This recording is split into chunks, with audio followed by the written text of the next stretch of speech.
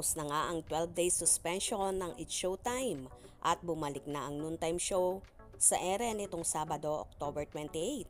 Sa kanilang pagbabalik ay kitang-kita na na-recharge ang mga host sa pangunguna ni Vice Ganda at opening number pa lang ay sobrang taas na ng kanilang energy. Yes, we're back and we miss you, madlang people, sabi ni Vice Ganda. Fully charged kaming lahat para pasayahin na naman ang madlang people natin. Say pa niya. Matatandaan ngang nagtungo sa Hong Kong ang mga host at talagang in-enjoy nila ang kanilang bakasyon. Sa kanilang pagbabalik ay hindi nakalimutang pasalamatan ng mga host ang team ng It's Your Lucky Day na pansamantalang pumalit sa It's Showtime. Thank you dahil itinuloy nyo ang pagpapasaya sa maraming kalaki. Saludo kami sa inyo. Mabuhay kayo, sabi ni Jong. Pinuri naman ni Vice ang show at ang mga host nito sa pangunguna ni Luis Manzano.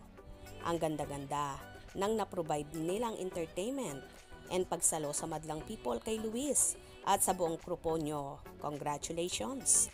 Thank you very much, sabi ni Vice. Wishing naman ang ibang netizens na sana ay wala nang maging violation sa mga host at may magwi-wish din na sana balik sa ibang time slot ang It's Your Lucky Day.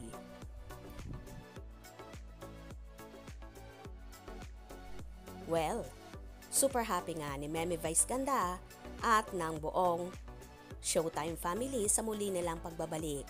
Kaya naman super energetic ang lahat. Lalong higit si Chinita Princess na itinodo at ibinida ang napakalambot na katawan. Congratulations at muling nakabalik ang magpapasaya sa tanghali ng madlang people, ang It's Showtime. Kaya naman tumutok at huwag na huwag pahuhuli sa mga maiinit na kaganapan. Anong inyong magiging reaction sa bidyong ito? Comment below.